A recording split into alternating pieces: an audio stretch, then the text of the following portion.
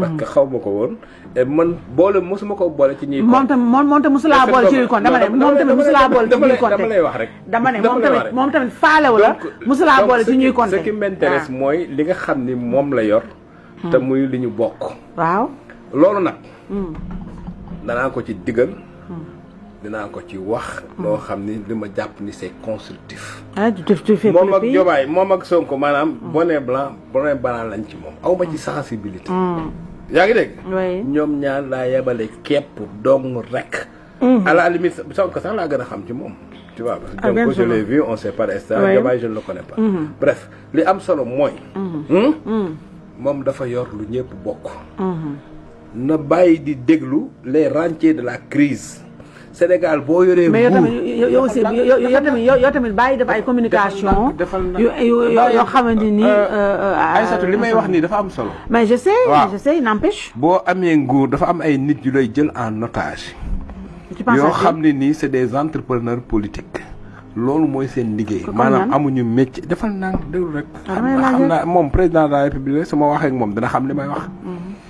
mais pour man mi xamul. amuñu porte amuñu place. amuñu métier entrepreneur politique la ñooñu leen moo leen intéressé mooy isolé la ak ñi la mën a jariñ ci réew mi pour seeni calcul personnel.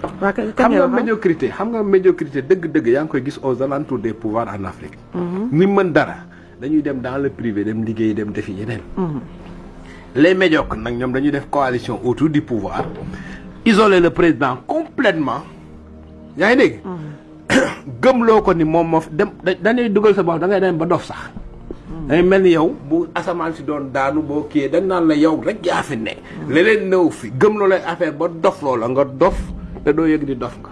mais tu penses que yéen ñu coupé waa déglu ma rek man je te parle de mon expérience. waaw je parle pas de Diomaye li ma gis laa koy wax voilà li ma gis ci àdduna moom laa koy wax. ñu dem ba jël la en otage. ñi nga amoon ñëpp ñu tàqale la ak ñoom. ñi mënoon dimbali ñëpp ñu tàqale ko ak la te en cas de yooyu ñoom lan lay yóbbu boo demee ba échoué boo tourné doo gis kenn. waaye. ñi gënoon a radical ci pouvoiru Macky Sall ci pouvoiru Ablaye Wade kon Macky Sall après c'est des transhumants qui se retrouvent avec Macky Sall. c'est vrai je suis d'accord. ñi gënoon a radical ci kii après ils se sont retrouvés ci Macky Sall après ils se sont retrouvés avec Sonko. c'est vrai. loolu nag laa lay bañal monsieur le président. voilà man li ma lay wax li ma koy wax yëpp c'est dans son intérêt à lui.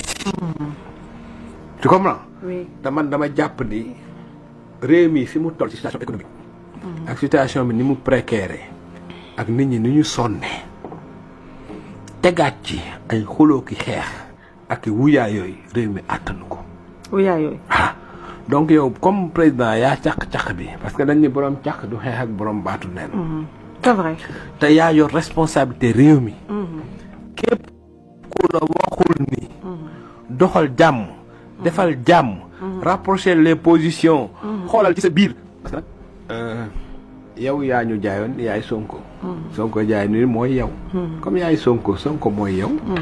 mais toog leen ngeen waxtaan. ngeen gérer affaire bi de façon intelligente. ba Sénégal passé fi. man de laa gis. léegi nag man duma magum xamoon naa ko magum waxoon naa ko la. su ma waxee nag ñëpp dañuy jóg yuuxu saaga n'importe quoi. mais dagal naa ne buñ ma dégluwul àdduna dina dem ba li ma xam ñu teg ci loxo. te loolu laay bañ. parce que man bëgguma lu bon am ci réew mi. bëgguma problème am ci réew mi. bëgguma xiiroo am ci réew mi. bëgguma ŋaayoo bëgguma li nga xam ne nii. moom lañ leen jox muy vitrine démocratique. den exemple ci Afrique. maanaam nga nuñ koy waxee sax nga mujjee per bi réer loolu laa lay bañal monsieur le président c'est tout. sinon amul benn raison bu war a tax. man may contre Diomaye Faye lu sama yoon ci moom. moo tax yow nekk si yow. voilà non damay expliquer rek.